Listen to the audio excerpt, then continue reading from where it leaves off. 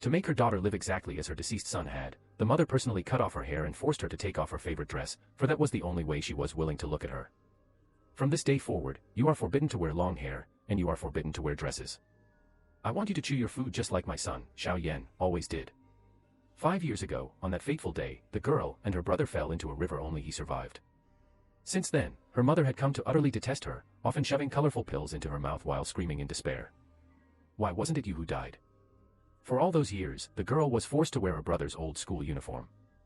Although the fabric was worn thin and the collar chafed her skin raw, she never dared to complain. Finally, when the girl turned 18, and her mother suddenly discovered she was pregnant again, expecting a boy, her parents became convinced that their deceased son had returned to them.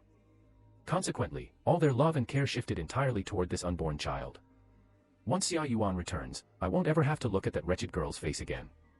Hearing these words from her mother, the girl felt no sadness. On the contrary, she felt a surge of joy.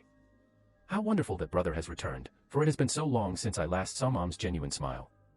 And now that this house no longer required a replacement, the girl took a bottle of medicine from a box, shoved the entire contents into her mouth, and forced herself to swallow. Her mother paid absolutely no attention. The girl tried to point toward the bottle of pills lying nearby, but her mother was distracted by the sounds of the infant in the next room. Without sparing her daughter a single glance, she walked out of the room. Anyan. Your mother is pregnant right now. Her emotions are unstable. Don't take it to heart. The girl never revealed the truth completely. She simply didn't want to trouble her parents. Once the door had closed, she picked up her brother's favorite toy car, for Mom had once said, "It is good to hold onto your brother's things." And so, for all these years, she had carried it with her. Now Dad is back. You won't have to look at this substitute anymore. Or feel sad about it. Some time passed. The girl slowly opened her eyes. But she discovered that she was now nothing more than a spirit. She gazed down at her sleeping body, saw the blood at her mouth, and, afraid of frightening her parents, reached out to wipe it away. Yet no matter how hard she tried, her hand passed right through her body.